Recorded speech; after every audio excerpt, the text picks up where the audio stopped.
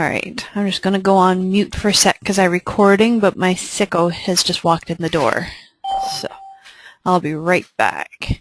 Oh, here, no, Karen, let's do everything right here. Change presenter, give it to Anne so that you're ready to go.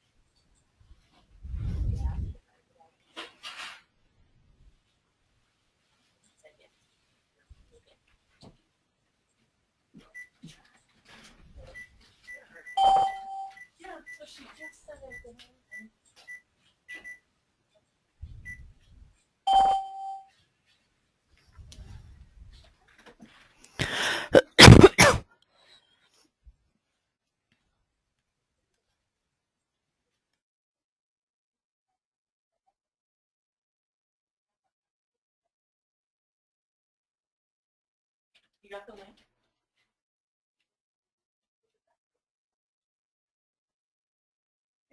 Sometimes the reminders a few days.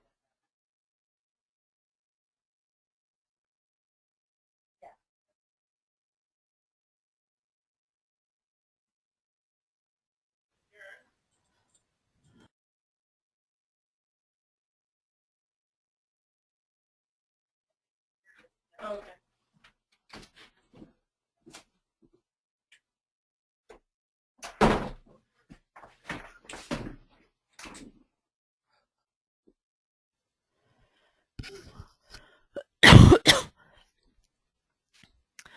Hello, everybody. Oh, here, hang on, let me start. There.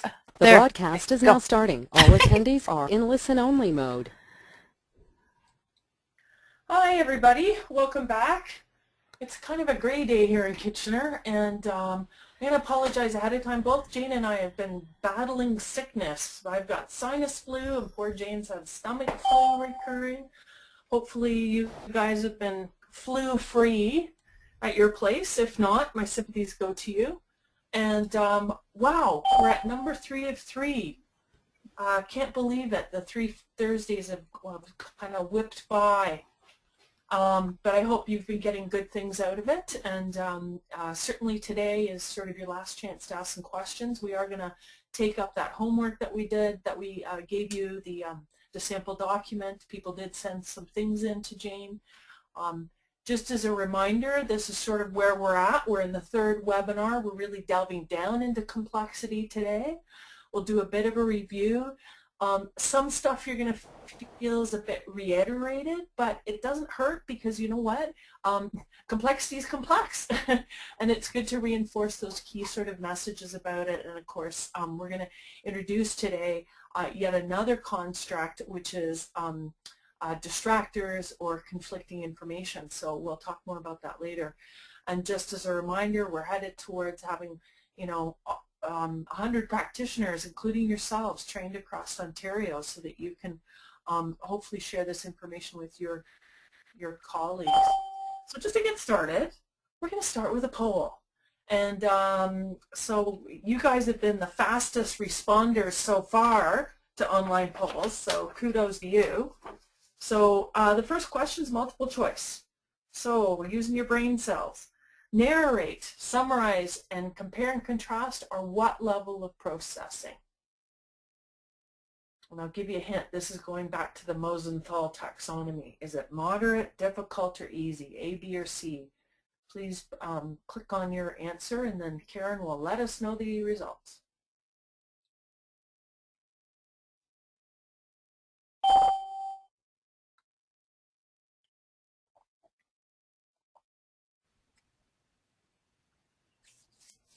Welcome to the people who are just popping in. I just heard a couple of dingles. I can hear when people join, and we're just doing number 1 in the reminder quiz. Okay, we're at 78%, so I will close the poll in 3, 2, 1. And voting results, the survey says 40% chose moderate, 53% said difficult, and 7% said easy. It is moderate. That's the level that narrate, summarize, compare, and contrast fall into on the Mosenthal taxonomy. So it's great. So most people in the groove. We're just warming up. So number 2, A, B, or C. What does TOM stand for? Type of meaning, type of method, or type of match.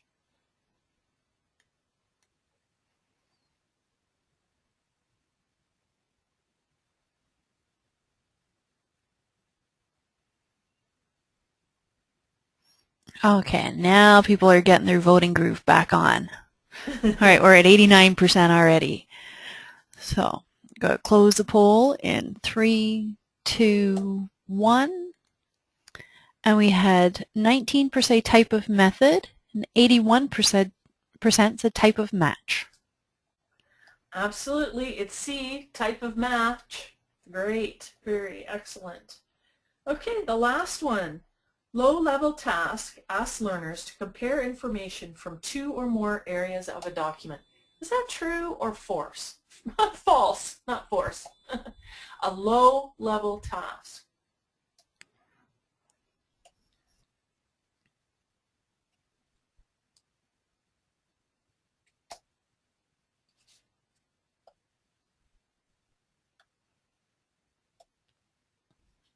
Oh, you guys are still rocking. 94%. We'll close the poll in 3, 2, 1. And we had 6% say true, but 94% had it at false. Excellent. Woo, woo, woo.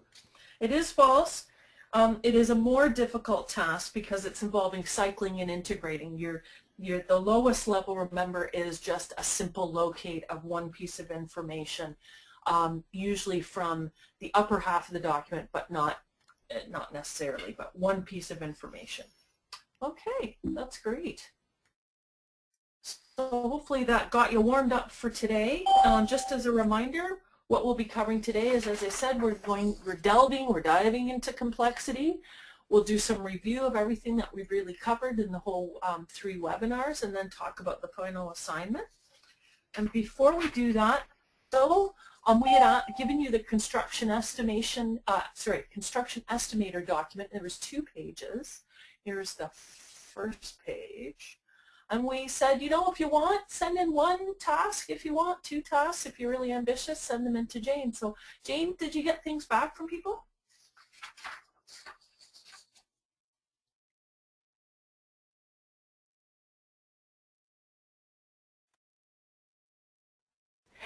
Yes, I'm still marking things because a lot of people sent them in yesterday. So if I could have 2 more minutes, please, just to go finish off marking those, because I had that presentation this morning.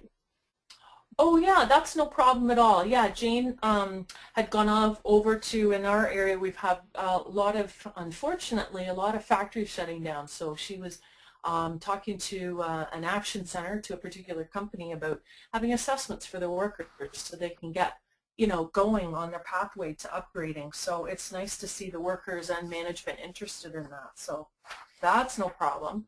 So this is just a reminder. I can always flip back slides, Jane, so when you're ready, let me know. Just as a reminder, of course, we've come through the 3 steps. We're really focusing in on step 3. We talked about instructional focus last time. In other words, you know, what pathway, what OLCF competency, sort of what level are you looking at? Now we're very much delving into controlling the complexity of things. A little reminder about the Bloom's taxonomy. And we talked about this last time. And I'm going to go over it again just to kind of shake up your memories, because it is the basis for the Mosenthal taxonomy. Remember, this Bloom, an educational theorist, a professor in education, came up with the 6 levels of sort of things learners can do. It's about cognitive processing. So just as a sort of quick reminder, remembering, as you can see, was at the bottom, and it was characterized by what students can recall or remember regarding information. Understanding, the next layer up, and of course they build one upon the other. They are connected. You can't sort of do creating without being able to evaluate, analyze, apply, understand, remember. So understanding focused on, can the student explain or express ideas? Can explain ideas or concepts, classify, identify, locate, these types of verbs. Applying was about, can the student use the information in a new way? So you might find verbs such as question words such as demonstrate, employ, illustrate, operate, schedule. And then you move up sort of in the middle of the pyramid to analyzing. Can they distinguish between different parts? So sometimes you see words such as compare, contrast. That's a favorite one in English exams. Examine, distinguish, experiment, question. Then you move up to evaluating information. So can the student justify a particular stand or decision? So you might see things like appraise, defend, judge, support. And then of course creating. You're creating new information, new product, or new point of view. So assemble, construct, design, formulate, write. So it's really a framework for sort of taking a look at what people are, in Bloom's case, he was focusing on children, but this is the same can be said for adults. You know, what cognitive processing is happening, and sort of putting them into some sort of order, shall we say. Although, of course, they're interconnected.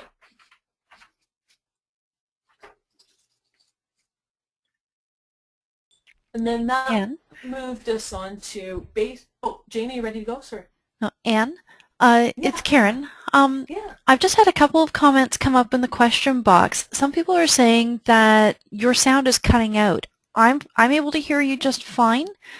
Okay. But I've just had a couple people mention it, so I don't know if you want to just check your microphone, make sure it's plugged in solid, or I just thought I'd bring that to your attention just in case it's a variable there, but I don't know.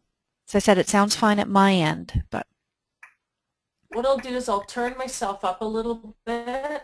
My microphone is embedded in my computer. I'm doing this from a Mac, so I don't have a separate one. But I know there was a couple times you were talking, Karen, and you were cutting out. And oftentimes when we're doing webinars, our connection is only as good as the person with the slowest connection. Believe it or not, you know, how fast each of our internet connections influences what we see and hear on a webinar. That's oftentimes why we don't include, in our first set of webinars, people say, well, why don't you have video? Why can't we see you in a video link? But it slows it way down, and it's better to stay with the audio link because it's not as much information flying over the internet waves. So hopefully that's a little bit better. But by all means, if I'm cutting out again or you've missed some information, pop a question up in the question box. I'm glad to go back over it. Yeah. Thanks, Anne. Yep, no worries. Good to know. Okay, so Mosenthal and Michael Hart.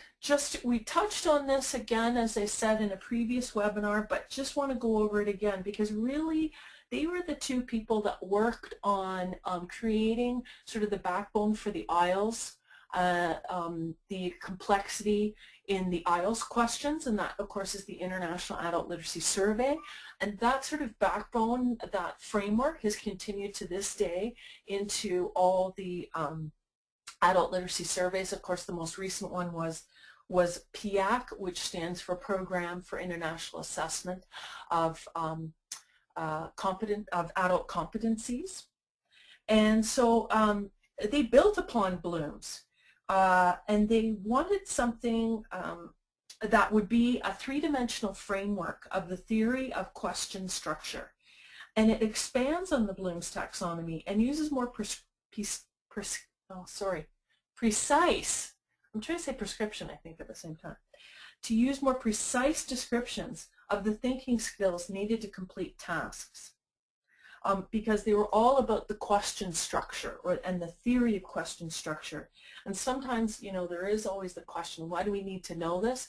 Well, understanding a little bit about the theory that this is all based upon will sort of give you at least a settled feeling about, okay, this is based on some sort of, you know, valid theory, and it's hung on other educational theories.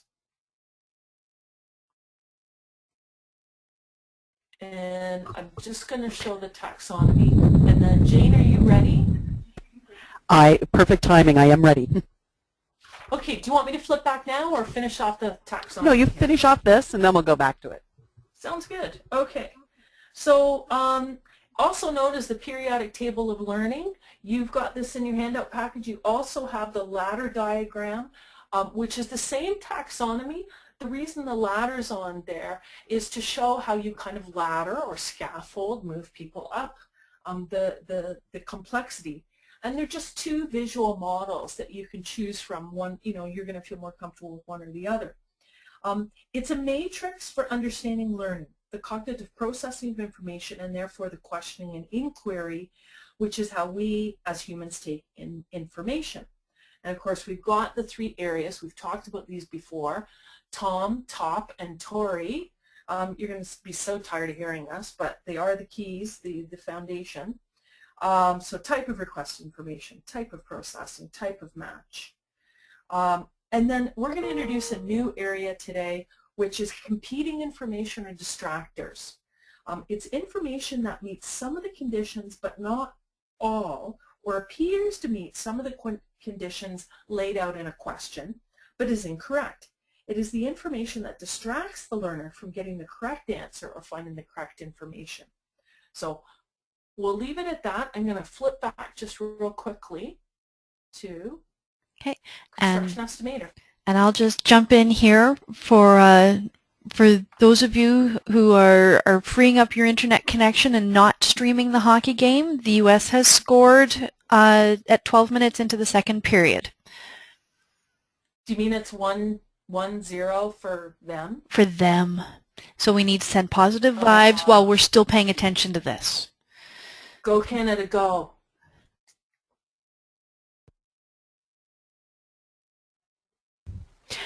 Okay, now I know my stuff will be scintillating and keep your minds right off the hockey game. So we're going to go with, first off, thank you so many of you sent these in, and I really appreciate that. I'm not going to pick out your names because that's not fair, because you freely gave these in and everybody can hopefully benefit from learning from them. Let's just go with the first one. The first one I received, one of the tasks was, how many items are required to complete the wall removal new ceramic floor estimate? And that's not actually an employment way of approaching that. It's funny because it's hard when we come from an educational background to go that route. Instead of saying how many items, it would be better to ask something like, list the materials required as per the wall removal new ceramic floor estimate, instead of how many items. Nobody cares about how many items, but they would have to list the things they would have to get, right? Another question, which was, what are the total material costs for this project? And the instructor actually said this is a trick question because there is no material cost given, which was really good that she noted that. But the point would be that if it's a trick question, it's not really authentic, once again, to the task. You would be better off asking a calculation question, and we're going to hear some of those ones as we go here. The next task I received was to refinish the wall. How many man hours are required? That's a good question. I wouldn't make it about just refinishing the wall, though, because there's a ceramic tile involved with this. And if you had to, like, I mean, I know some people are going to go, well, I know what needs to be done. Well, you still need require prior knowledge to do that. So it would be better to say to refinish the wall and replace place the new ceramic floor, how many man hours are required. You can do the whole thing, so then somebody doesn't have to know what is required for the wall and what is required for the floor. Once again, no prior knowledge. You can't make it about the actual job. We're not doing job teaching skills. So what is the total labor cost for this project? And there it is. That's a clear question, and a lot of people ask that one, or they said calculate the total labor cost for the project, which is on the estimate detail form. Perfect. So the next question was, the amount of tile, grout, and sealer for the new ceramic floor has been increased by 10%. What is the revised total cost for each item? Which would be really great, except we don't have the actual cost of the materials. That's all lumped together in the actual contract on the second page. So in this case, what I would do to keep that kind of question, because it's a good one, the increase of 10% in costs, is say, just come up with costs for those ones. You could say, list, the current costs for all of these things are each this. So it's okay to go outside of what's actually on the estimate detail form by looking up some information simply on the internet, okay? So that was one set of questions. The next set was the person wanted to know if they were level 1 tasks, and the first two definitely were. Who is to remove the drywall and tile around the tub? And that's very clear on the contract, so nice and clear, and definitely something that's pertinent to the actual job because people need to know who's responsible. Which room is being estimated? That's also on the contract, but you have to look for it. So that would be a level 2. Level 1. The next one actually ended up to be a level 2 task. It's how many square feet is this room? Well, there's nothing that really says that, so they actually have to have an inference. They have to estimate that it says 650 square feet for the tile, grout, and sealer, but you have to estimate that. Like, they don't say that directly, so that inference raises the level because there is nothing that says that. Okay? So that's why that was moved that one up to a level 2, but it's a good task. Now, the rest of the tasks here, one of the most common questions we had was the things people were saying, add the total man hours needed to complete the work. I would just always say, calculate the total man hours needed to complete the work. And then I would probably add on the estimate detail form because there are the two pieces. There's the contract and the estimate detail form. Then it was, what is the total cost of the flooring installation? That was another task. In that case, I would probably go into, remember, you can say circle, highlight, underline. Instead of asking them to go in and then print it somewhere else, why not just circle it right on the document? So that would make it actually more authentic because they're going into the document. The customer has asked you to do an additional room and tile. The room is 110 square feet. What is the additional cost? And add this information to the form. Those are really great ideas. The problem is that there's too many tasks actually in one task. So I actually broke it into two and said the customer has asked the construction estimator to do an additional room and tile. This would, and then let them know what that means. This would require tile, grout, and sealer. What is the additional cost? Because I think the concept is really good. We just have to make sure that we don't require them to have prior knowledge or prior abilities on this, and we have to make sure that it's one task. And then, as the fourth one, I said, enter the additional room information into the estimate detail form. So it doesn't matter if they got the answer right or wrong in number 3, they can still enter incorrect information. It doesn't matter as long as they entered it correctly onto the form. I hope that makes sense, that that works like that. Once again, most of the times people have asked the same types of questions about calculate the total cost of the estimate, what aspect of the job is estimated on this form, how many man hours will it take to complete the grout work? That was a question, and I liked it. Once again, I would just say circle, highlight, or underline.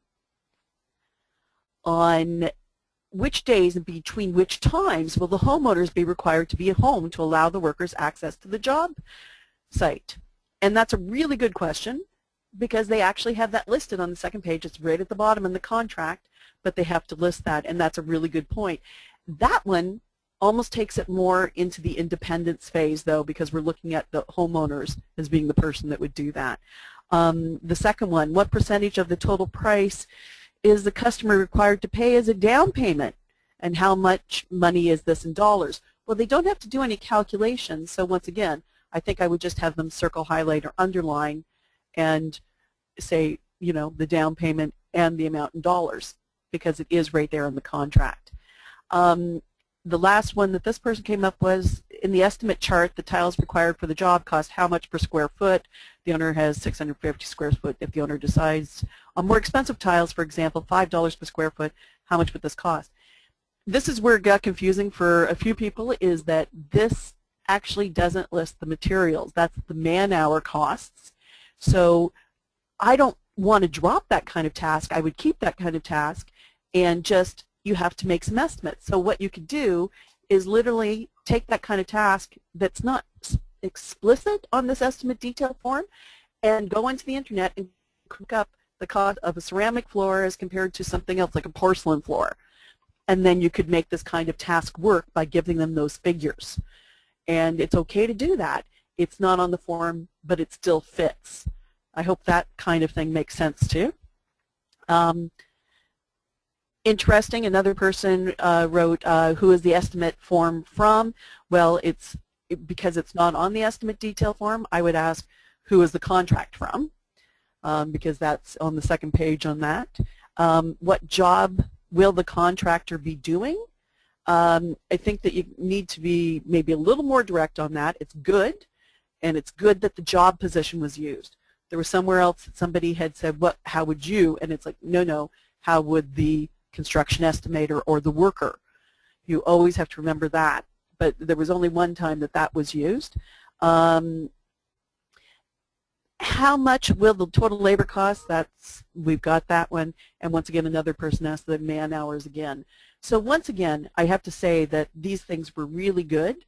There's just like some tweaking where you have to make sure that it's actually particular to the job, and that we remember not to use the word you. And that was it. Otherwise, very good job. I think you guys are really getting it, and hopefully this helped out other people that were looking at this and thinking of different things. Jane, you put me in mind, you were talking about the what question, and I just wanted to remind people, remember, what is often the hardest to answer. It's the most sort of open-ended. So I know when I'm constructing, if I'm making up task sets, I may, in my first draft use a what question, but I always go back and say, okay, is this realistic from the pathway point of view? So let's say I was doing the employment pathway, so I'll ask myself, are these questions realistic from the employment pathway? And then I'll say, oh, I've got a what here. Is that really the question word I want? Because as we've given you on the question words and Tory handout, and even on the Bloom, on the Mosenthal taxonomy, there's other words that you can use, and you had brought up, of course, the alternative of calculate, or circle, highlight, or underline. So it's just part of that revision, is sort of look at especially your what questions and say, is that really the question word I want to use in that question? Absolutely, Anne. That's what I do when I'm writing tasks. I have a lot of what questions when I first start, and then I go back and I always look, is there a better way to say this? And then I use the cheater notes we gave you on what of those, that little chart that shows you the easiest questions sometimes helps me rethink the questions when I have those words sitting in front of me. Once again, it's funny because, a lot of people said add the total. Well, that's okay. I don't mind the word add. Calculate makes it just a little bit more of an inference. And the reason that I like to use calculate is you're not telling them the actual, now I can't even think of it, computation that they're doing, right? You're not telling them to add, you're telling them to calculate. So they have to decide if they're adding, subtracting, multiplying, or dividing, which I think adds a little bit of complexity to it. So if you're really at a low-level one, I would probably say adding is fine. But once you start to move up in level ones, start to use the word calculate to let them decide what they're going to be doing. So do we have any questions in the question box, Karen? Nope, we don't have any popping up. Okay. Okay, well, we'll get back. That's great. Wow, you had like a ton of response, Jane. That's fabulous. Thanks, everybody. I was glad everybody's so enthused about it. Gives you some of that practice time. Okay. We were here. I'm just letting those pop up. And then we're about to move here. I promise we'll get out of the theory zone in a moment. But just to, we were talking about the Mosenthal taxonomy, or their periodic table of learning. And here's one more. This is from Vygotsky. He's an adult educational theorist again. Vygotsky coined the phrase, and I think I brought this up in the first webinar, the zone of proximal development. Basically, it's the difference. So we talk about scaffolding or bridging people or, supporting them. Basically, it's the zone of proximal development is between the purple and the green. So where they can work unassisted, so things they can do now, to the unknown, the out of reach zone, the I can't do it yet. But we want to help keep them in that zone of proximal development because that's where the skill, they're going to build skills and knowledge. And so controlling the complexity of your questions so you take it sort of one step at a time is really helpful. And whether that zone of proximal development is with a low levels learner or somebody with higher skills so that their zone can be bridged to, a little bit bigger, it doesn't matter. But everybody, of course, has got that zone of between, what you know now and can do and what you can't. And the reason we're just introducing this again is so you can be more conscious and intentional about the complexity. And, it's certainly part of what went into sort of understanding complexity. So just a little bit of this. Sometimes I've had one practitioner, she was in our area, and Allison, and man, she had taught every age group and for, 30, well, probably all of her education experience was 40 or 50 years, but certainly adults for, good 20 years or more. And she talked about working on learning on the rope. And what she meant was is she sort of pictured these circles, but she needed them to, you see the purple circle there. Think of a rope going around the outside of that. And she said, I got to get them onto the rope where they're a little bit uncomfortable and they're a little bit worried that they're going to fail. And then emotionally support them, but also support them with learning materials, activities, task sets that we're talking about today that help them get onto the rope and maybe move that rope, that zone, and make it bigger. I just thought that was a neat phrase, learning, get them on the rope. Okay, so we've talked about Tori, Tom, and Top, and as I said, we're introducing the competing information or distractors, as they're often known. It's often information that is sort of clustered or put close to the correct information. And in fact, the more distractors that are closer or in the answer zone, close to the answer, the more distracting it is. And so that often comes with very dense sort of pieces of text or very busy and dense documents, tables, charts, this kind of thing. So each construct can be viewed as a dial that controls its own particular aspect of the question. So each dial can control complexity and can be adjusted separately. So for example, as it's showing here, Tori could be moderate even if the top is easy. And of course it went easy, moderate, difficult, the way they're describing complexity. By adjusting each dial, you can control the complexity of the question. And so that's why we've been harping on understanding each of these. You have to understand them before you can play with the dials. We know you won't always have time to do this in every task you develop. You can't sit down for hours and hours and adjust the dials. But if you keep this information in mind, if you're more conscious of it, then you can thoughtfully create tasks and questions.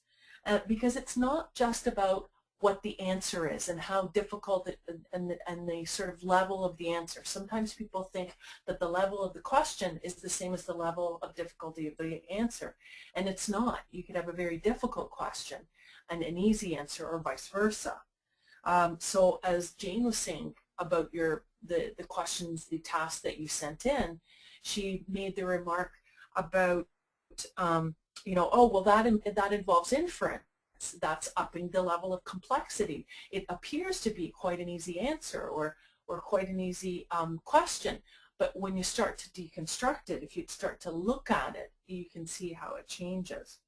The other thing is, and I mentioned this in webinar 1, it's about slowing down to speed up. So the more, now that you've gone through this and it's sort of hopefully ringing in your head, Tom, Tori, Top, and CI, that becomes sort of your background information that you quickly integrate into doing questions. So all of a sudden you've slowed down, you've looked at it, you're conscious of it, now you can speed back up. You can go back to writing questions. So the strategy and having, so once you create tasks, and Jane and I were just talking about this, we draft them out and we go, wow, we've got a lot of what questions, or we've got a lot of this question. We then deconstruct them using the 4 constructs. So, read or listen to the question, snap it into the given and requested parts, and we're going to talk about snapping the question. think about the match it, and I'm going to draw your attention to the handouts in a few moments about matching it. We gave you the match it handout. So use the given information from the question to match it to the document, find it in the document, and then of course answer it. So as you look at your draft questions and kind of deconstruct them, that's how you're controlling your complexity. You're looking at all these aspects and then kind of tweaking them. Maybe it's the verb that you're using in the question word. Maybe it's some other part of the question. And obviously, this can also be a strategy for learners to use and understand so that they can be more successful at approaching tasks, questions, and of course tests. Helping them to snap questions apart, to break them apart, to understand them can really be helpful. Then they can be using the secrets of find the given information, match it to the document, be clear about what's being requested in the question. It's really quite a good test-taking strategy.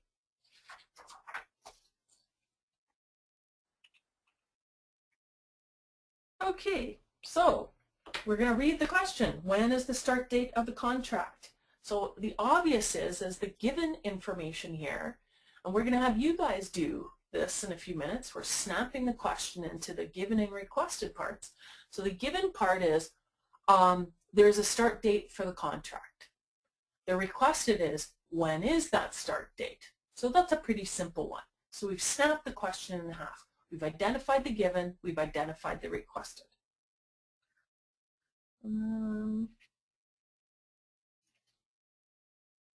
Okay. So we're going to do this together. So what I would like you to do is use your question box, and we're going to just slowly go through each of these tasks. And I'm going to ask you to use the question box to list either the given or requested information. So we're going to start with number 1. How many parts must be packed into one box?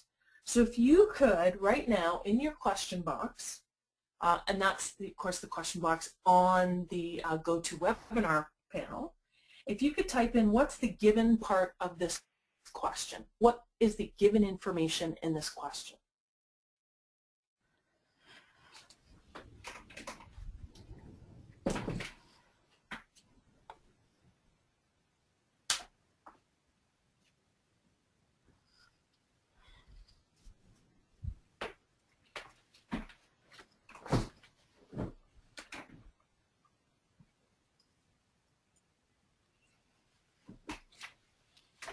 Karen, do we have any answers? Yep, I'll just read off what we've got. The parts must be packed into one box. Parts are packed into one box. One box. How many? Parts are packed in one box. A number of parts must be packed into one box. There must be a certain number of parts in one box. Yeah, so people are on the right track. The given information is parts packed into one box. And often you don't have to change the wording in the question. It could be if we had a highlighter, for example, I would highlight, parts must be packed into one box. That's the given information. So that would help us if we look at a document, we'd be looking for something that would tell us about about parts packed into one box. The requested information, I'm going to just model this one and then we'll go on to the other ones. The requested information is how many. So again, if I had a highlighter, I'd be highlighting in a different color, how many. So that's the requested. So you see how we're sort of breaking it down? So you don't have to change the wording as much as identify the sets of words that are the given and the sets of words that are the requested. So let's give this another try with number 2. Name 3 conditions under which someone can become a member. So what's the given in this case? Type it into your question box.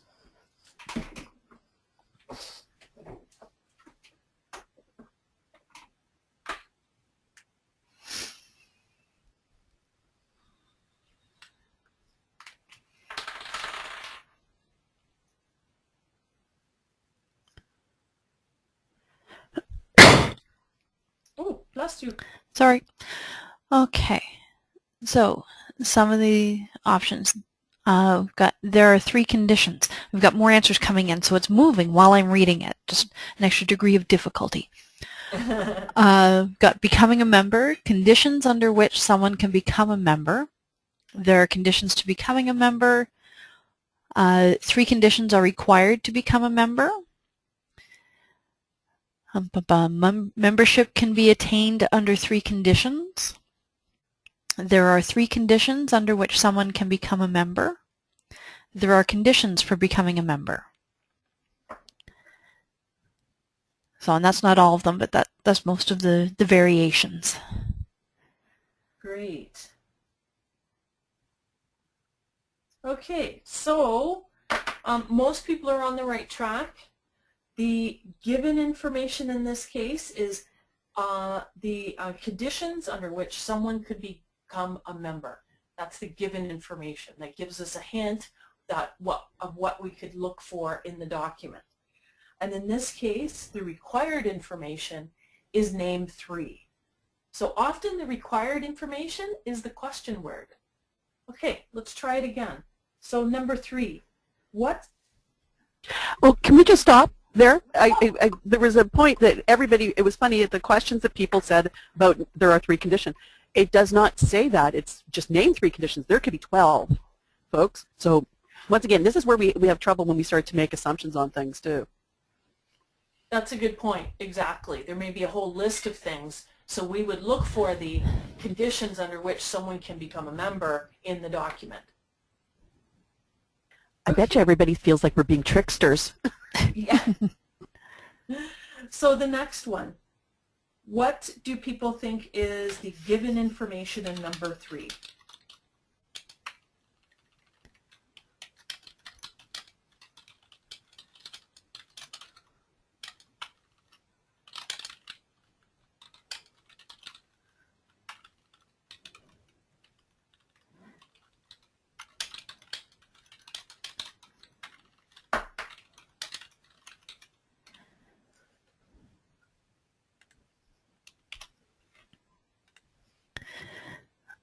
Okay. We've got courses offered in the winter term, but not the spring term. Where are we going? Okay. Oh, and that was for question 4. That's why I'm confused. Some courses are offered in the winter term, but not in the spring. Some courses are not available in both spring and winter. There are courses offered in both winter and spring, some of which are not in both. Courses are offered in the winter term and spring. There is a winter and spring term. Yeah, and those are most of the variations. Okay, really? It's offered in winter term, but not in spring term. We don't want to change the questioning in the question, in the task. I heard a couple of the statements that Karen read. Winter and spring term. Well, if we look carefully at the question, it's not winter and spring. It's offered in the winter term, but not in the spring term. So this is where you don't want to just quickly skim, because in fact, you could be looking at the wrong given information, which then leads you to the wrong answer. So it should very much be the wording that's set in the task. So offered in winter term, but not in the spring term. Because in this case, the required information is which courses. So this is a specific condition that they would have to look for which courses offered in winter term, but not in the spring term. So you don't want to reword it. You want to lift the wording from the question because it sets up particular conditions. Yeah. So, I always get the impression, we've just had one question come up, would they not have to compare the 2 terms? Well, this exercise, I think it's more primitive than what people are trying to make it. You don't need to extrapolate what the entire document says. You're just looking at the specific question that is given and breaking it into 2 equal parts. You don't have to add anything. You don't have to assume anything. You don't have to extrapolate the entire document from this one question. It's a much more primitive exercise than I think people are trying to make it. Yeah, it's very much focused on breaking the question as it is presented to us. So certainly, if we had the document with us, then we'd start to delve into, you know, the level of complexity from the point of view of, you know, gee, you mean they have to compare two lists together to see what's on the winter term list and not on the spring term list? You know, that may well be, but we're just exactly looking at the question as it's presented to us and snapping the existing question to get the most information out of it. So we're looking at the given information and the requested. So let's try another. I know they're going outside the Tory, but it's, you know, I think, once again, folks, you have to remember that that would be something that somebody at a level 3 could do, right? Compare a list. It's just comparing.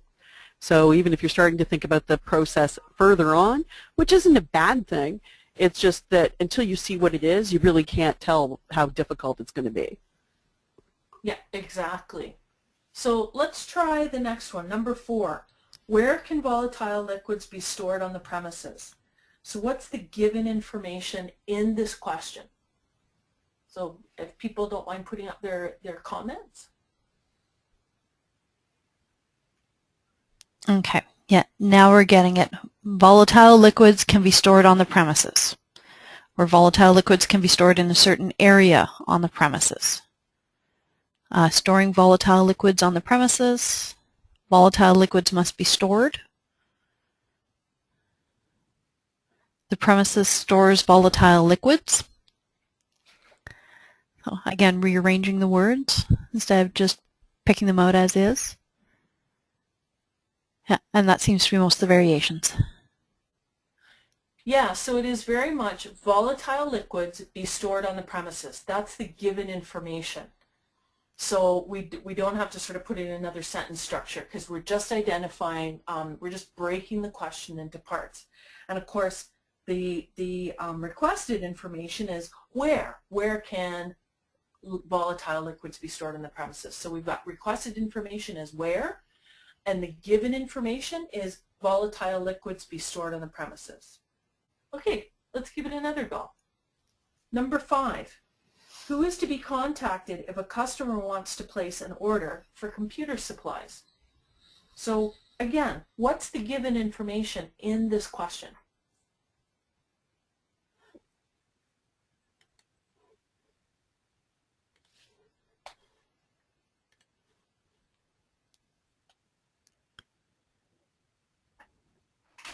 And this is good. It is tricky at first when you start to sort of snap the question and get used to that sort of approach. So good for you guys for trying online.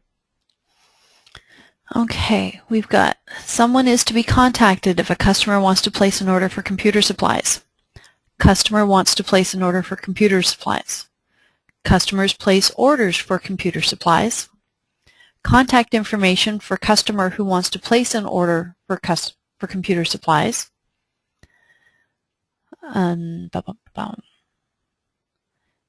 Yes. Again, someone must be contacted when a customer wants to place an order for computer supplies. Customers place order for computer supplies to someone. The customer wants to place an order for computer supplies. Yeah, and in this case, the given information is not, you know, take someone out of there, take who out of there. That's the requested information. The given information, and many of you were really close to this or right on, is customer wants to place an order for computer supplies. That's the given information. That provides me, as someone who might have to answer this question, with some search criteria, right? I'm going to look for this phrase, or I'm going to look for these type of words in the document. So it's my given information. So I might look for the word contact, but really I'm looking for, you know, customer wants to place an order for computer supplies. Then the requested information is who is to be contacted. That's the requested information. Who is to be contacted? So again, we're literally, you know, highlighting different phrases in the question sentence, highlighting them with either given or requested information. We don't have to reorder the words. We don't have to reword it. So in this case, the given information is customer wants to place an order for computer supplies, and the requested information is who is to be contacted. So let's try it again, our last one.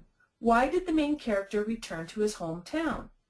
So what's the given information in this question? Okay.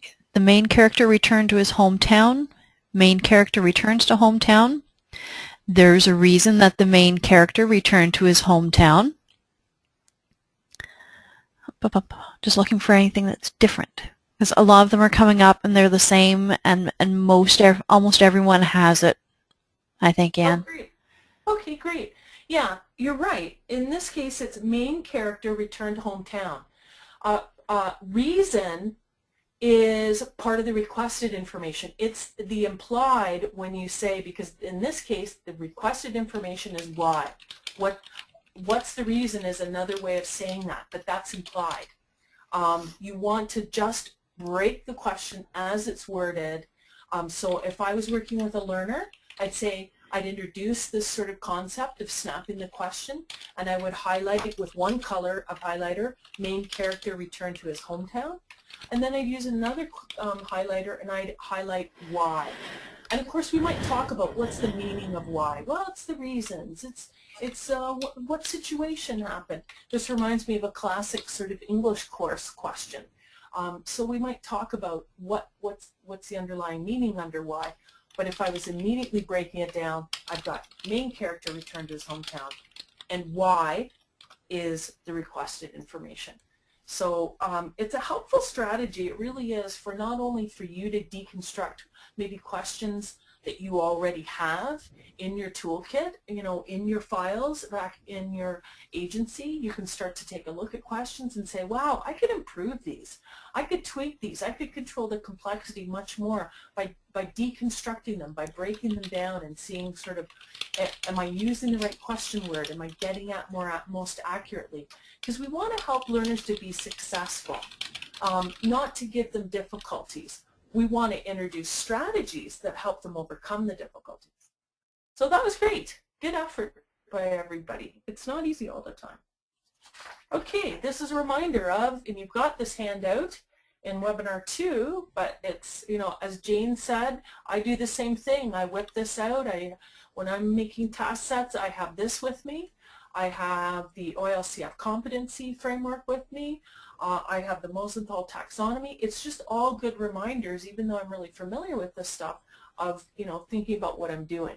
Okay, so, we just had a question pop up, Anne. Would there ever be a scenario where snapping or breaking the questions down would not be a good thing to do?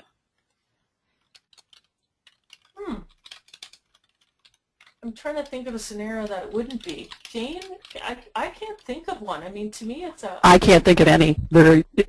A question, breaking down a question is just, it's good for teaching a learner, especially when you're having learners that are going to go on to GED prep or GED or secondary school credits, post-secondary, because not everybody that's writing questions knows the proper way to do it. You guys are learning the proper way. I thought I knew until I took this training. I thought I knew how to write a question, and then I realized, oh, I take a lot for, like, I assume a lot. So if I break down a task now, I can go, yeah, that's nice and clear. If you can't break down the question, then it's really not a good question. Yeah, whoever posted that, can you think of a time where it wouldn't be helpful? Did you have anything in mind? No, they just for that matter. Yeah, the person who asked the question just came back and said thank you. And I have a sad update. The U.S. are up 2-0. Oh, what period are we in? Where'd it go? 18 minutes left in the third. Oh, and it's the penalties. Apparently, one player's had 3 penalties so far. So I can't say the comment that just popped up on my Facebook feed about where they should put her. Yeah. So that's too bad. Come on, women's team, let's go. Okay, question words and Tori. So again, this is a good reminder. What is really the hardest type of question to answer? The average correct response rate is very low. So you can see how these other ones, remember these are percentages on the far right column. 97% of the time people are getting it right when you use a who question word. You know, jumping up to when, 81% of the time. Which, plus a criteria, 63% of the time. So you can see why we're cautious about the what word. Now, what can as I said, it was the most challenging, and really people only get it correct 5 or 10% of the time. So what can you do to clean up your what questions? Well, you can clean up or partner up. You can clean up by asking more direct questions. Example, what is the start date of the contract? With when is the start date of the contract? So again, analyze your question. What's the answer you're trying to get at?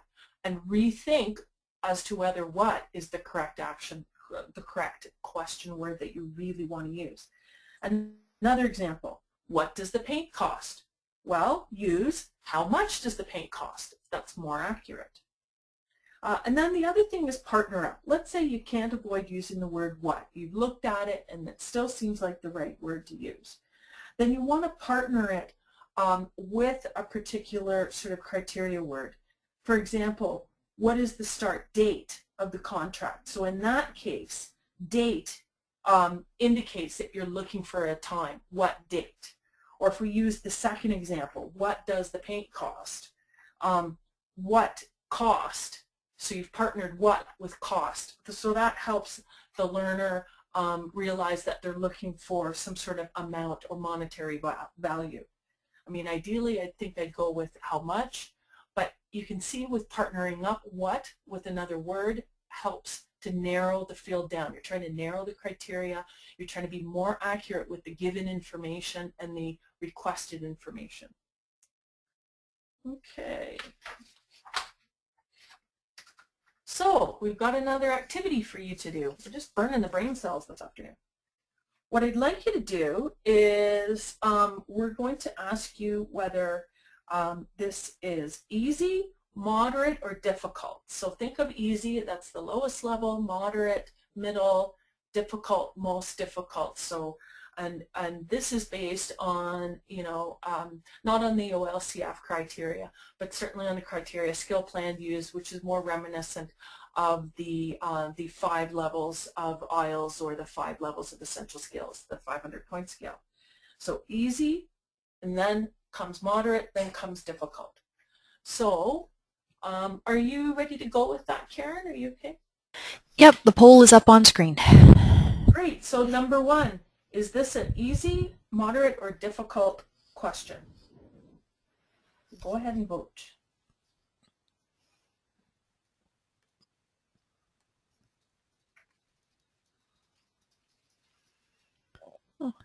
Just looking out my window right now, and the rain that we were supposed to be getting this afternoon is looking awfully white and fluffy. I'm going to have to shovel this rain, I bet. Sounds like it. Awful to live in St. Thomas. It's not doing that here. Yeah. All right, we've got 83% voted, so I'm going to close the poll in 3, 2, 1. And we had 6% say easy, 56% said moderate, and 38% said difficult. Okay, for this one, it's moderate. What is open-ended, but it's partnered up with criteria. So what criteria helps the learner focus on finding specific reasons or statements. So in this case, the given information is considered for a promotion, and the requested is what criteria. So they could look for, promote the word promotion, and maybe there's a list, maybe there's something that's existing in the document. So that's what makes it a moderate. Okay, the next one. What kind of fuel does this engine use? So is that easy, moderate, or difficult?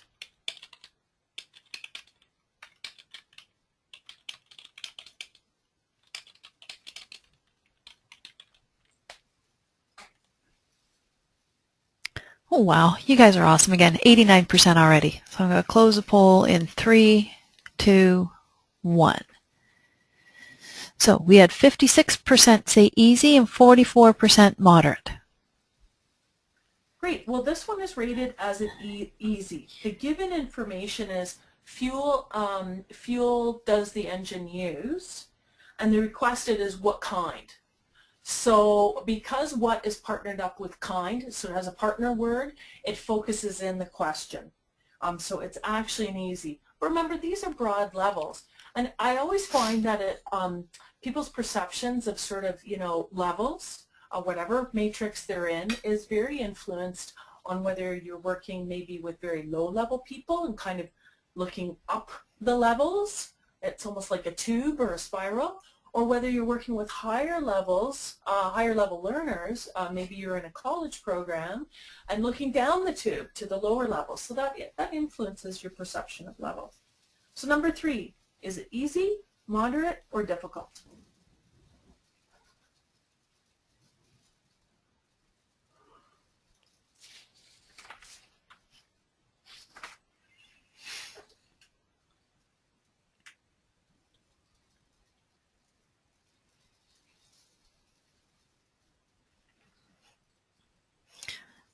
All right, 89% already. You guys rock. Closing the poll in 3, 2, 1. This time we had 13% vote easy, 75 moderate, and 13 difficult. It's moderate. The given information in this case is safe to enter the tank, and the requested is under what conditions.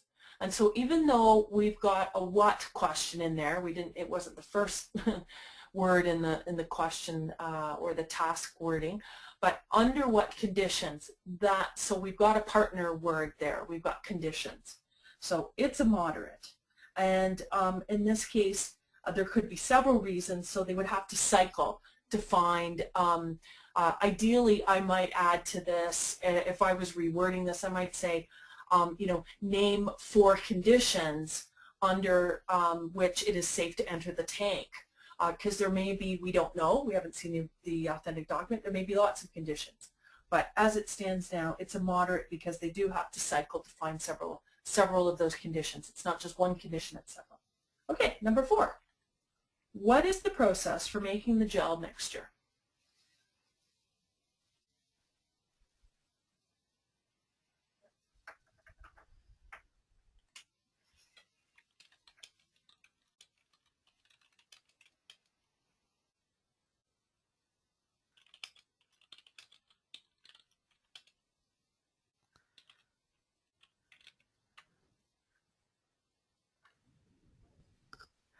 All right, 94%.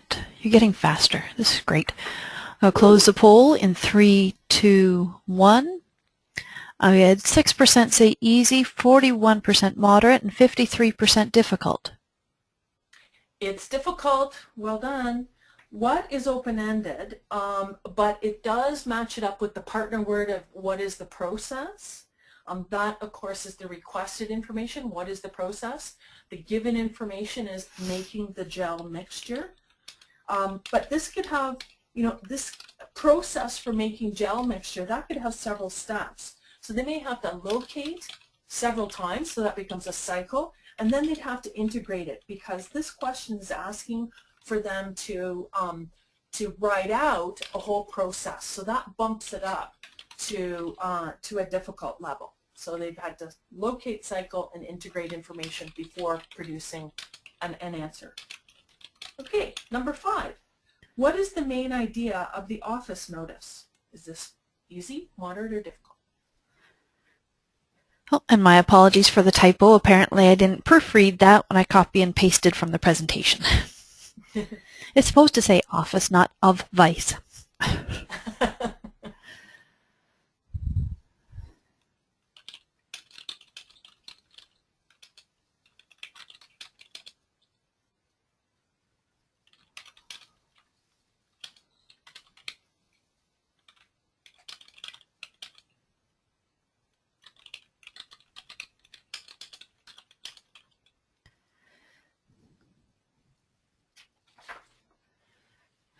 Okay, 89% voted. Going to 94. Going to close the. Oh, that just broke the tie. Cool. Closing the poll now. And we have 53% say moderate and 47% said difficult. We were 50-50. Yeah, it's actually difficult because in this case, of course, the given information is office notice. The requested information is what is the main idea. So it is open-ended in that it's using what. It is partnering it up with main idea. That's a good thing. But they're going to have to read the document, comprehend it, and then summarize the main idea. So they're doing locate, cycle, integrate, and probably and they will need to generate the main idea, which could be a synthesis of all the text. Again, this sort of find the main idea of an office notice, find the main idea of the short story, find the main idea. These ones are often coming up in academic pathways, and in this case, it's more employment oriented. But certainly, it's involving quite a bit of cognitive processing before the learner is able to come up with the answer. So it's a difficult. And last but not least, who's responsible for site safety? Is this easy, moderate, or difficult? You guys are doing really well.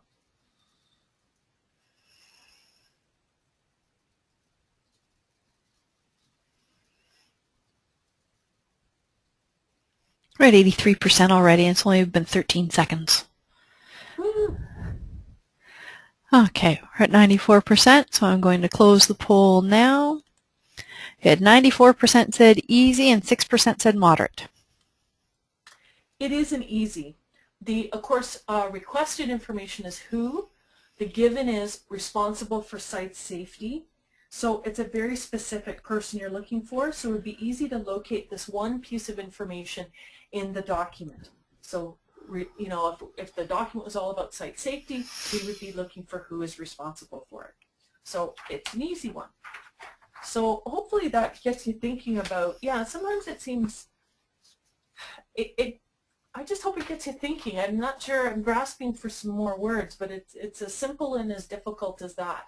You know, it makes you start to think about really what's going on when you're not only making questions or tasks, but then reading other people's.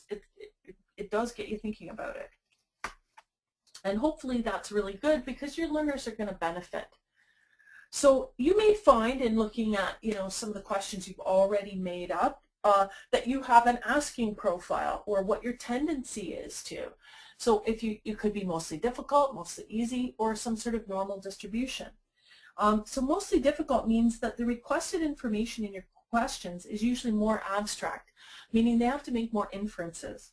And your learners may find it difficult to identify the requested information, therefore can't answer the question. This can affect your learners' confidence and increase their frustration with limited success. So if you're finding people aren't getting certain answers to the sort of the same questions, you may want to take a look at how did you construct that question. On the opposite side, if you're asking mostly easy questions, in that the requested information in the question is usually concrete. Your learners may answer the questions without much difficulty because the questions are clearly and explicitly written. But it does make it a little bit more difficult to get an idea of sort of where they're at in their own sort of skill levels. And I don't mean this as a sort of an assessment tool, but certainly you know in monitoring your learners' work, it gives you ideas about, oh gee, what skills should we sort of pull out and work on discreetly. You know, we were talking in the first webinar about how tasks are about integrated skills. And of course, skill development is about discrete, specific tasks and working on those so that you can kind of cycle back to, you know, tasks, skills is about skill development, tasks are about integrating and using those skills and applying them in a more authentic situation. So really, we all should be striving for normal distribution, right? We've got some easy, moderate, difficult, and again, that range will be influenced by the level of learners you're working with. But you're trying to aim for a normal distribution where you've got some easy ones, moderate, and more difficult ones for the range of learner you're working with. If you write questions to cover the range of difficulty, then you cover the range of skills and knowledge needed to address the strengths and challenges of your learner. So you're doing that scaffolding. You're moving them up from the zone of, I can do this without any difficulty, to, gee, I really need help still. So you're scaffolding them. Okay, so just reminding you about, we're halfway through the webinar. So type of match, Tom, or Tom Cruise, or Tom Green, or whoever you think of as a Tom. Tom Hanks. I was reading about Tom Hanks this morning. So it says, the student says, I don't like reading and doing questions. It looks like a needle in a haystack, picking through the words. So this is why, you know, snapping the question is helpful. It would help that student, give them another strategy for sitting down and even looking at questions. You know how people can get really nervous about that, especially in a test environment, and sort of freeze up. Snapping the question gives them a strategy that they can calm down, look at the question, and really feel like, okay, now I've got some information that I can go to the authentic document or scenario and know what I'm doing. And of course, type of match is about the locate, cycle, integrate, generate. It's one of the 4 dials that you're controlling. So of course, that was found in the Bloom's taxonomy about, you know, what information is given. It's on the far right side of the Bloom's taxonomy.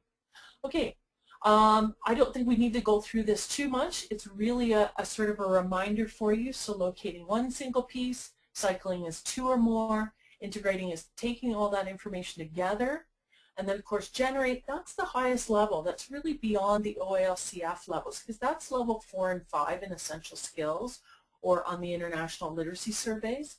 And of course it's generating, producing new information, the ideas or products. But I do want to point out the Match It handout. So I'm just going to dig that out. And on the Match It handout, if you have it handy, I'm going to just walk you through it. Because it talks about sort of, you know, overall it talks about, you know, matching, you know, type of match.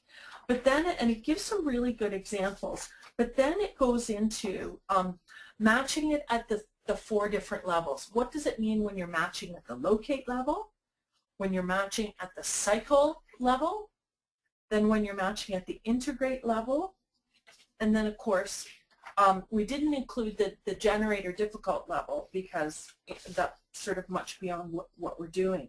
But this gives you more information about the background on this, and I think it gives you some really good tangible examples. And of course, it reinforces the whole snap it approach. Any questions, or are we going to keep moving on?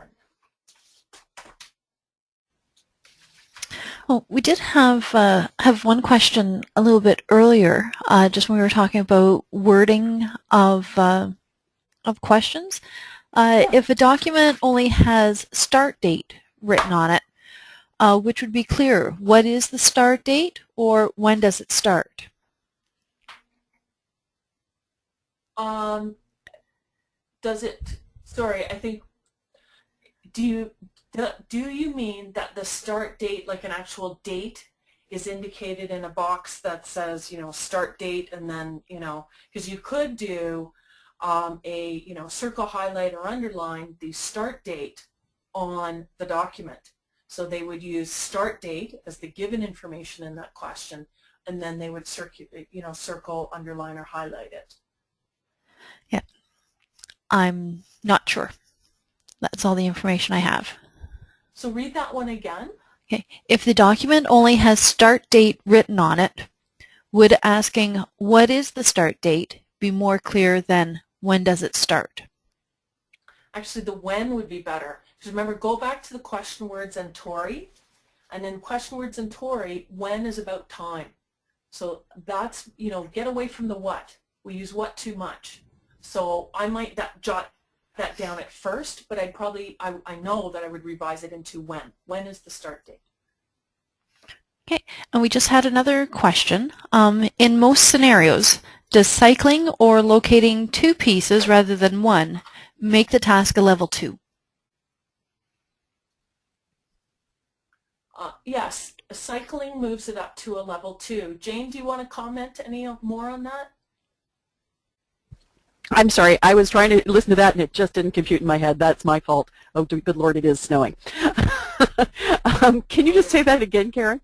Yeah, in most scenarios, does cycling or locating two pieces rather than one make it a level 2 task?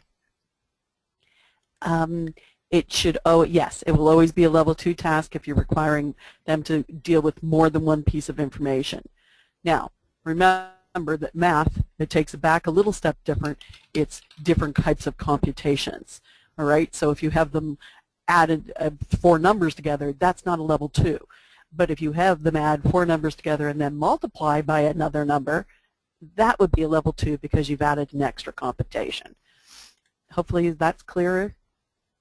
Yeah, because generally, Jane, locate is level 1 OLCF, cycle 2, and integrate 3. Which that's the rule of thumb I have in my head. Yeah, usually when I go through it, just for people to really understand, because I think sometimes it's great if you've been able to play the card game, it sometimes makes more sense. But what I always say is that to understand that level 1 is dealing with one piece of information in whatever way, but it's one piece of information. The more that you make that information, you have it buried in, lower in the document or whatever, you can increase the complexity. That's what Anne's been talking about today with the Tori and the Tom, and we're going to talk about the top too. It's when you're dealing with more than one piece of information. If you ask people to find 3 pieces of information, you've made them do more than one, so it's level 2. And when you're dealing with level 3, you just keep building. Think of it like, the steps. Like, you've got the bottom step. You don't just take it out because you're done with stepping on it. You're building on that. So everyone is just building on the next. So the third one is literally for level 3. They're now dealing with multiple pieces of information, and they have to use them in some way. So that would be like when somebody was saying, enter this information into the chart.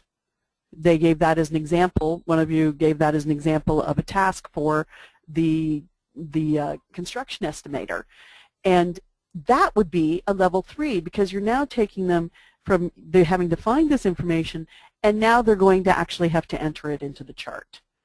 So they've created it. It's now, if it's already written out for them, they just have to enter it into the chart. That's a different ball game. But you've asked them to find that information and then use it in some way. Okay, so we're going to move on to, if it's okay. Well, we just had because I love the, oh yeah. Just had another couple of comments come up. One of them, it feels like cycling in some cases might be doing 2 level 1 tasks. Doesn't change top.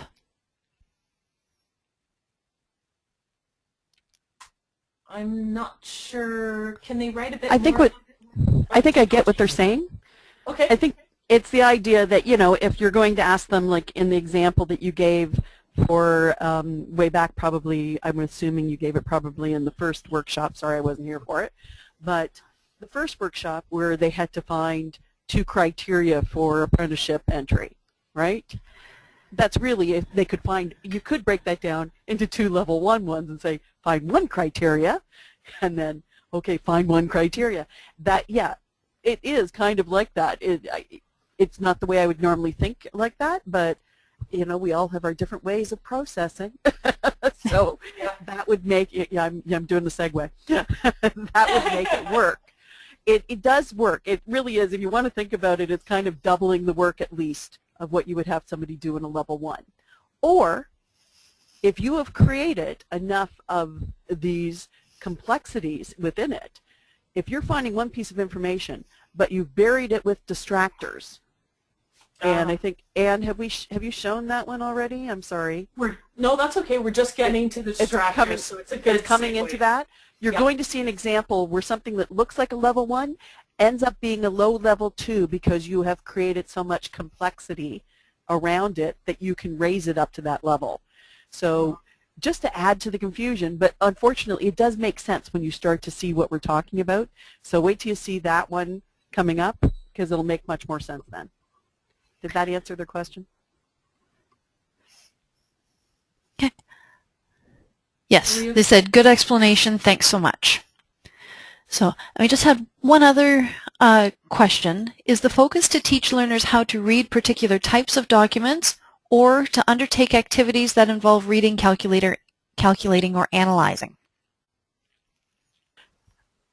Okay, that's a good question. Here's the thing. Tasks are about like the end result. They're demonstrations. For those of us that went through demonstrations, it's the idea that you're teaching them the skills to read. Then they're going to apply those skills and prove it, right, in a practical, authentic manner for their goal path. That's how I look at it. So you have to kind of come at it from that standpoint that you've given them all the skills about reading and comprehension and all of those things, all the LBS stuff that we did with LBS outcomes, and now you're just really giving them the chance to prove that those skills, they've got them and they can use them. Mm-hmm. Does that answer the question, or was there something more that they wanted from that? I'm sorry. And I was just going to add, if people remember the spiral diagram in the first webinar, how we were sort of spiraling from, you know, as Jane just said, doing particular discrete skill development, so, you know, whether that's spelling or math or whatever it is, and then providing an opportunity through an authentic task to apply that information. Just like you said, Jane, just for the visual, it's the spiral. So Karen, did that help people out a bit? I think so, yes. And I also have a very, very important update. Canada just got 2 goals in the last 3 minutes. It's a tie game at the end of the third. Yay! Holy cannoli. It must have been the snow. Yeah. Go Canada. Go Canada. Okay. I'm sorry, Jane. You have to move on to the potato salad now. I'm so hungry. You know, I think about this because it's one of those things where it goes in my head and like I can't stop thinking about potato salad, even though I'm not that fond of potato salad, perhaps because my mother's potato salad recipe, not so good. Our coleslaw was really good, but not the potato salad. And I was thinking, it was funny because I was thinking more about cheese ball, which would fit too. It's the idea that types of processing, it's a really hard one for people to decide what types of processing are more difficult or less difficult. Michael Hart brought numerous amounts of advanced educators together, and none of them could agree. And he called it the potato salad theory. I'm going to call it the cheese ball theory. If you look at it, you have different kinds of cheese balls. Everybody's got a different cheese ball. There's the M&M cheese ball that people swear by, and I wouldn't touch with a 10-foot knife. And then there's people that put, chopped beef and cream cheese, and that's a cheese ball. And then there's my cheese ball that has cheddar and cream cheese and dill pickle and onion in it, and, and I love mine. So it's the whole point is they're all cheese balls. Everybody likes them. Everybody likes their own cheese ball, but they would all disagree about which one was the better cheese ball. And it's the same with potato salads. Right? Everybody likes potato salads or has different potato salads, and some of them swear that you have to have egg in it. Other people say, oh, we use an oil and vinegar bit, and other people go, no, it has to be mayo. Then there's other people that say Miracle Whip, and then there's people that put pickles in it and green peppers and other stuff. And good heavens, Lord knows what might be in somebody's potato salad, but they always have the best, right? You know what you're familiar with and what you like, and that's what you use. So that's what happens with the type of processing, is that everybody knows what they're familiar with, what they like, and they have a tendency to focus on that type of processing.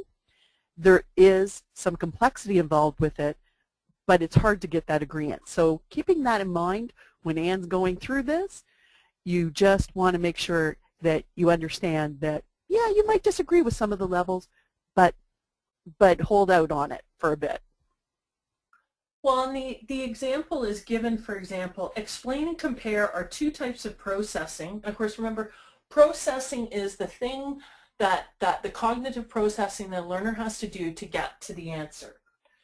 So teachers would state, so explain, compare were two types of processing where this was seen the most, where there was lots of disagreement about cheese balls. And teachers would state the word explain and then follow it up with one or more sentences of criteria. For example, explain how Tom Sawyer and Big Jim came to be on the river. In your explanation, provide a clear chronological order with a minimum of 5 distinct actions that led them there. The supporting details should directly address the issues of youth and race. This sounds like my daughter's grade 8 English class. You know, in the end, you know, so at some point, some teachers are saying, well, that's an explain one. Well, that seems like a really high level, you know, justify and persuade. And on the Mosenthal taxonomy, explain is at the highest level because it's requiring a lot of integrated information. Other people might say, oh no, and explain is pretty easy. It doesn't take that much cognitive processing. But as Jane said, we can all have our own cheese ball at home, but what we're trying to say is in this framework, and certainly the framework that was used for the international literacy surveys, the essential skills, which is then, I mean, the OLCF is articulated to the essential skills. So this was taken into account. So in this framework, the type of processing, these are the verbs or the words that they're using in the easy, moderate, and difficult levels. So we'll give you a bit of an explanation. You know, it's based on, you know, a hierarchy of thinking process, you know, just as we showed you, you know, this is taken right out of the Mosenthal taxonomy. We're focusing on the top part, the type of processing. So identify, you know, for example, identify the correct delivery address on a purchase order. So the requested information is, of course, delivery address on purchase order, and identify is the requested information. So they have to go on a locate. That would be an easy one.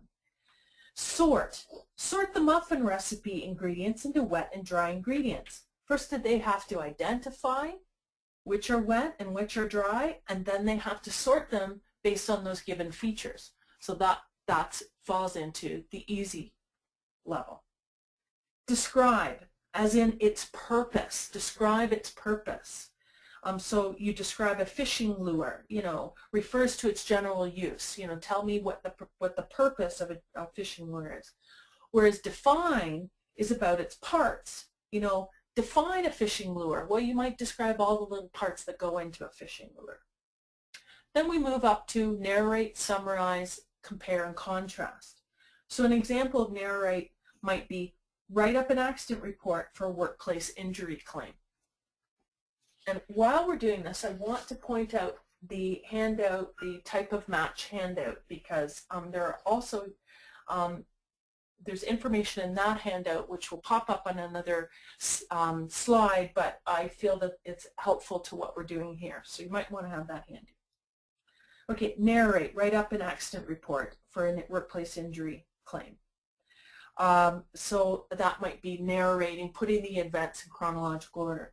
Summarize the main points of an article. That's an example of summarize. So again, you're going to have to locate several times, cycle, and then put that into integrated in. Because remember, difficult is at the highest level, so beyond OLCF. Then we've got compare apples to oranges. You know, conversely, you've got contrast the apples and oranges. You've got to identify and sort the particular features, and then in comparing, you're going to talk about in your answer the similar features between the apples and oranges and present that comparison. Whereas in the contrast, of course, you're going to look at the features in a different way and say which ones make them different and present those features. Explain, explain a fire safety protocol. You've got to identify the protocol, sort its features, order it in the sorted features in a way that allow for an understanding of the whole system, and then present that explanation. So that's quite complex. You're generating information. Justify. Justify the need for a fire safety protocol. So you've got to do the steps you just did, but then you have to provide a rationale to support the identifying sorting of information and the order that you put them in. So it's going beyond just explaining to me what the fire protocol is. And then at the very highest level, persuade. So the example follows: persuade the company to put a fire safety protocol in place. You got to do all the steps that I just outlined for explain and justify, and then you have to talk about and discuss in your answer various possible perspectives and perceptions of the reading audience, and present a persuasive argument. So you can see why explain, justify, persuade is at the highest level of processing. That's at the generate. So really with OLCF, we're focusing in on the easy and moderate levels. We're focusing in on the identify, sort, describe, define, describe, narrate, summarize, compare, and contrast. Okay, now we're getting into competing information. Hope your head isn't buzzing too much. I'm going to tell a little story. Ron is a first-year automotive mechanic apprentice. He learns on the job as well as at the Trade Training Institute as part of his apprenticeship, so in school and on the job. Ron has got kind of a fast way of reading, and as a result, he frequently misreads or stops when he thinks he's found the information he's looking for. Unfortunately, this is something that many of us do. So when his mistakes are pointed out by the instructor, he says, "Oh, I thought it said something else," or "I didn't read that part." So this is a pretty common problem. We've all been guilty of it, as I said. So what happens is the competing information can be referred to as distractors. So he needs to read the whole question. Remember, we were talking about snapping, given and requested, but then he needs to go into the document, and he may need to read the document more thoroughly. Instead of just stopping at the first piece of given information, he's going to have to read further to sort out what's real information, like what's the distractor, and what's the real answer. So competing information or distractors account for a large portion of the difficulty on most certification and standardized tests. It's often the questions that are sort of created to trick people. So understanding how competing information or distractors work and sharing that with learners can really significantly help them, especially in test-taking situations. Again, it goes back to snapping the question. See, all of these things, Tom, Top, Tori, and competing information all work together. You know, just like we ask learners to integrate skills and apply them, we're asking you to integrate these dials and apply them to creating questions. So let's do an example of that one. Oh, I did have a couple other things I just wanted to mention about. I mean, I'm not going to read everything that's on the chart. You guys can do that.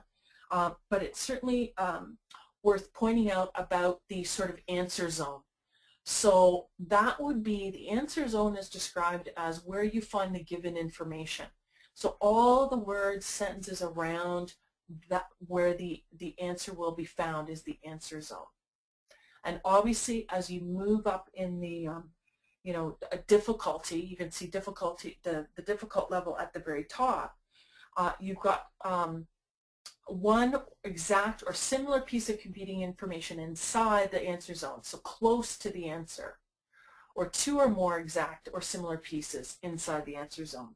Where you contrast that with easy, there's just no competing information, whether that's in the document itself or in the question, because you can add, as Jane said a few minutes ago, you could be adding information into the question that also makes it distracting or competing. Okay, so let's have a look at this example.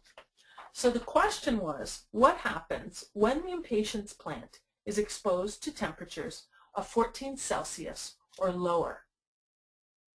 So this task was considered to be a score of 230 on the 500-point scale, which is a low level 2. Because level 2 on the 500-point scale runs 225 to 275. However, if you look at the locate cycle generate, then we're only looking for a locate. But you will see how the competing or distracting information bumps it up to a level 2. And that's the distracting information in the question as well as in the document. This task is based on an article about the impatiens plant, which asks the reader to determine what happens when it's exposed to those temperatures of 14 Celsius or lower. So let's find the answer. So we go to general care. So we've read through the whole document. We keep going. We're looking for, because of course the given information was temperatures of 14, I'm just going to pop back. The given information is temperatures of 14 Celsius or lower. The requested information is what happens when the impatiens plant is exposed. So we naturally would look in our document. We'd be, okay, let's find some temperatures. You might either read it. If you're at the point of your reading skills to be skimming and scanning, you get to general care, and here it is. But it gives a range. When the sentence here says, when the plant is exposed to temperatures of 12 to 14 Celsius, it loses its leaves and won't bloom anymore. In wet ground, the stems will rot. So it doesn't say the exact phrasing that was in the question, which was temperatures of 14 Celsius and below or lower, but it gives us a range. So we have to infer that 12 to 14 is what we're looking for. What makes the task harder is those identified level 1 is the previous sentence in the text contains information about the requirements of the impatiens plant at certain temperatures. So if we look before that question, so I'm looking at the sentence, when placed in a bright spot during winter, the plant requires temperatures of at least 20 Celsius. In a darker spot, a temperature of 15 Celsius will do. So there's other temperature information surrounding the answer. So, the competing information in this case falls at a difficult level. That's why it bumped up what should be a level 1 task into the next level, level 2. So questions about that? Or Jane, anything you want to add about this example? While people are typing their questions? No, I think I love this one because it was the one that showed how something that is level 1, when you add in distractors, move it way down in, and like there's a number of different distractors, and you have to have an inference. That's where you end up moving it up into that level 2 because of the fact that you've just added in so many other things. And really, when you add in any form of inference, I'm not really sure it could ever be a level 1. Mm-hmm. What do you think, Anne? No, I would agree with you because you've got to make that sort of that thought process in your head. You've got to understand that, when you look at it, oh, they're talking about, yeah, so less than 14 is 12. Okay, yeah, that, but you do have to think about it. It takes a moment because to make it easier, if the question was made easier, they'd say, what happens when the plant is exposed to temperatures of 12 to 14 Celsius? That would keep it in the level 1, wouldn't you say? Yeah, that's exactly a level 1 because it's more of a match. So you've taken out just one more thing. It's just because there's so much of that added complexity, and this is where we can run into that problem of, oh, we just looked at the task. Well, but we've added in all these complexities around it, and you can actually raise the level to 2. And I didn't come up with that. This was actually how they did it for the International Adult Literacy Survey. This was one of the original survey. This is one of the actual tasks they had somebody do for document use. And they said it was a low level 2. So any questions about that, Karen, have popped up? Actually, yes. If you do this, bump something to a level 2 for CI reasons, and say you put it on a task cover sheet as a level 2, then how would another practitioner know? Would they be forced to infer on your reasoning? I'm not sure what you mean, how another practitioner would know, wouldn't know if they had the document. Because it's not just CI here that has caused it. We have an inference, we have competing information, we also have where it's placed in the document, which is another, I guess that's really another CI, but it's the idea that I'm not sure what the problem would be. If another unless you're saying the other practitioner doesn't know all the reasonings behind that, that's a teachable moment, folks. We've got to teach each other some of these things, because I have to say the hardest thing I'm finding for a lot of people is really understanding the levels. And trust me, I mean, I started working with them in 2001, I believe it was, and I still to this day can flip-flop and go, level 2, 3. Most of the people I know that are considered to be experts in essential skills levels, which is OALCF levels, have problems. Like there's sometimes where they go, yeah, that's a line one. It could be either way. So it's really dependent on the individual. I mean, like LBS, same thing. There were still defining lines there. Nothing's black and white. The only time it's going to be black and white is when we actually have an assessment tool that shows a level on the 500-point scale. And then that's going to have to be it. We're going to have to go with those people, because there's times I've questioned some of the levels that were done on the TAOs. I mean, and every time we learn something more, sometimes this will change. So I think it's just explaining to a person why that would, even though it looks like level 1, why that there's complexities involved in this. And that's, but you can also direct them to the portal and tell them to review the training. Mm-hmm. Did that sort of address that, do you think? Yes. Sarah? Yes. The person said, fair enough, and compared it to art versus science. Yeah. Yeah, and this is definitely... Or you could just say, of course I'm right, you are always wrong, and just leave it at that. or wear that T-shirt that day. But the art and science, this is a bit of both for sure. It's got a scientific, sort of, good basis. Is it a particular sort of linear cognitive processing approach? Absolutely. And it is a bit of art when you're sort of wording your questions and trying to get the best wording and the ones that support learner learning. Any other questions? No, that's it. Okay. All right. What's the score, Karen? It's sudden death overtime, 4-on-4. Oh. I am waiting for Facebook to explode with binging and beeping, and then I will jump in and let you know. But that's where we're at right now. I'm kind of glad I'm not watching. I don't think I could take it. Yeah. Oh, man. Okay, now I'm more nervous. Oh, we're going into the last slides. Maybe we'll get the hockey score by the time it goes. Okay.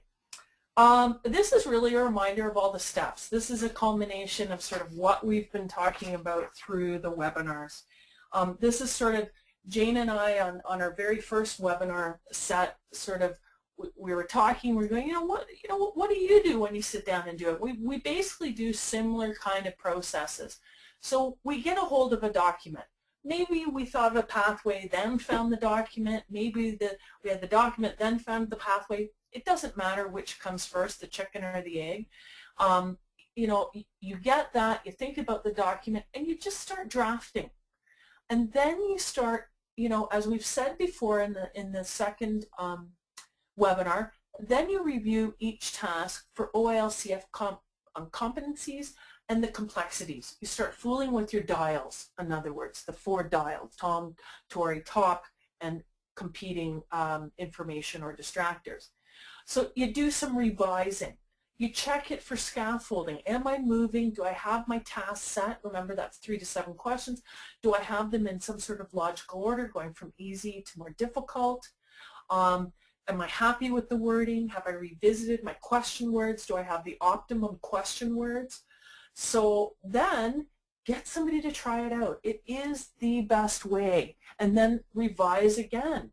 Maybe you used one too many what questions. Maybe you didn't have a partner word for a what question. Whatever it is. But definitely get somebody to try it out and then revise as needed. Then you've got an even better task set. And this becomes easier the more you do it. And certainly every time, I'll speak for myself, when I delve back into making task sets, I have to remind myself of all this stuff because I don't do this every day like you guys do. But I delve back into it and I start to think in that mode, and I have my supporting sort of information with me, and then I always get somebody else to look at, to try it out.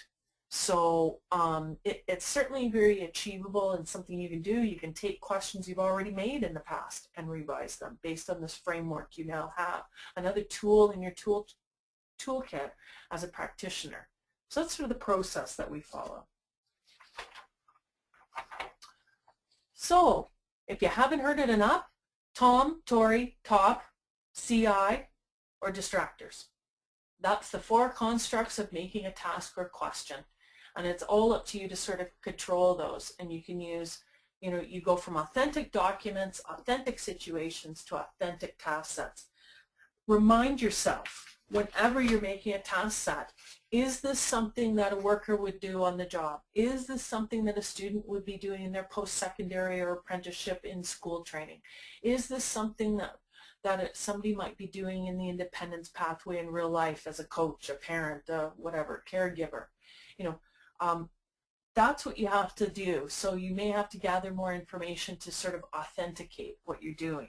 But always have a particular perspective or pathway in mind.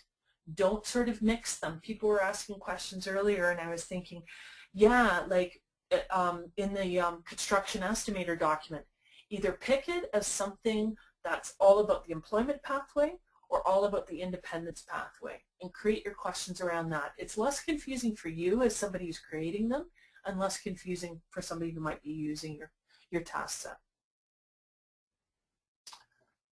And we're right on time, so it's good we might even be done early. More information, if you're really grooving to this and you really like it, certainly this information that we just went over in the 3 webinars is definitely based on developing work-related learning materials and controlling complexity. You can order those directly from Skill Plan. We have to credit them. That's where Jane and I got our training from Skill Plan, and they have excellent tools and publications. If you haven't checked out their website, it's well worth doing it. They've got lots of other resources as well, especially at certainly the higher levels. So if you're in a college, you may want to for sure check out their materials. But I would encourage everybody. It's all relevant. Okay. The final assignment, I'll say a couple words and then I think Jane will probably have some suggestions for you. But just as a reminder, we're now looking for all of you to submit, you know, in order to be considered sort of completing this webinar set, you're to create a task set of 3 to 7 questions with an authentic document. That's why we had you, Karen had you going to the online survey to sort of submit what are you going to be focusing on, so we don't end up with 30 more grocery flyers, because we don't need grocery flyers, please. So hopefully you've done that already. Jane, anything else you want to do? I've got a bit more information here about more specifics and of course the due date. Just want to say that when you're doing this, folks, make sure that you vet them with somebody else. Like we said, like Ann had said earlier about making another practitioner look them over first. And then think about it. Have you asked a specific task or is it bigger? I've had some people that have created a lovely like 7 tasks, but really ended up to be, and I'm not kidding, there was one that ended up to be probably 12 different task sets and quite many task sets because they had so many different things that they were trying to do in the one. Focus in, and I was going to say this one was, it was a great idea because it was about income tax, which is definitely an employment outcome. I mean, you have to do income tax when you have a job. So it was great. The problem was that they tried to have them do everything, and you really can't. I mean, you need to focus in on maybe the, you know, the information sheet on why you fill income tax out. Don't try to go to too many things. Try to stick to one document, and or 2 if there's one like the construction estimator that works together. But make sure you're very specific about which document when you're asking a task question that you're using.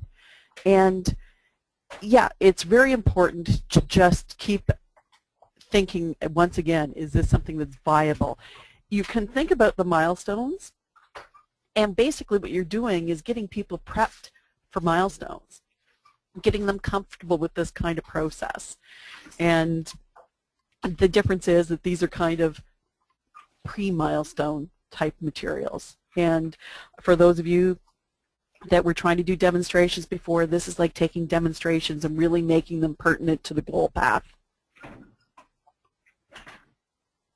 That's all I can think of to say. Anything else you want to add, Karen, in regard to, have you heard from pretty much everybody about the document they want to work on? Not even close. I've only had 6 people fill out the survey so far. 2 of those people needed to give me a bit more information based on either their tasks, the document, or the tasks. So I'm still waiting for people to sign up. I do try to get back to you within a day. I was a little late this week with everything else that it kind of got thrown in with the holiday and the snow day here. It just threw me off completely. But I have gotten back to everybody who has signed up so far. So please, if you have any questions, if you have a couple of documents, even just shoot me an email and say, these are 2 of the ones I'm thinking about. I'm more than happy to give you a bit of feedback and help you narrow something down if you're just kind of lost about where to start. So maybe people could put up their hands if it would be helpful to have that online link again to, if people want the online link to submitting, this is the authentic document I want to work on, because maybe people just, it's buried in their emails. People can put up their hands, that would be great. Certainly, just again, there is an expectation you do this final assignment to be then, of course, to receive the certificate. And we're giving you 2 weeks because we know everybody's busy, absolutely. But certainly sometimes having, a more immediate deadline can kind of urge you on to getting this done and off your desk. Also, contact Jane if you have any questions, or, if something really dramatic happens in your life, by all means contact Jane and say, ask her about an extension. There is limitations. This whole project has to wrap up, of course, before March 31st, because of course the government will be looking to us. This is funded by MTCU, and we'll be looking to QUILL and ourselves to have everything, all the activities done, and the tasks added to the portal. So the sooner the better. And besides, then you get it out of your way before, if your agencies take March break because of lack of funding, then that would be out of your hair before March break. So, and but we're going to wrap up on a fabulous note. Canada has the gold. Yay! What was the score, Karen? Final score was 3-2. First, oh my gosh. In the sudden death overtime, you're going to get a bit of a play-by-play, and I don't like hockey. Canada got a penalty, then the U.S. got a penalty, then the U.S. got another penalty, so it was 3-on-2, and then Canada came back. And the replay is going to be so totally worth the watch, people. Even just the last 25, 30 minutes of play are going to be worth the watch. I have been waiting for over 50 years to see a game where it ends up that there's so many penalties, the only people left on the ice are the goalies. That's a great outcome. That is a good note to. So that's really good.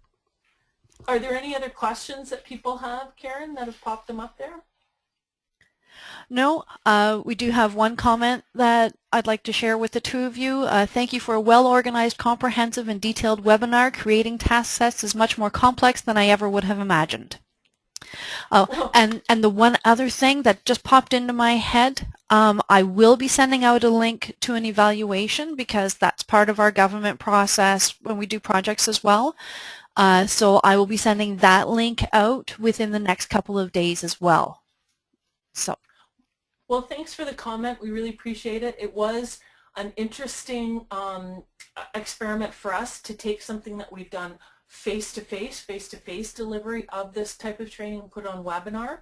So it was both a challenge and an opportunity. So we hope we're glad we added to your complexity of your life. So that's wonderful. And go Canada, go. And thanks very much. And we'll talk to you. Maybe we'll meet you someday. And enjoy the rest of your day. Thank you. Thank you, everybody.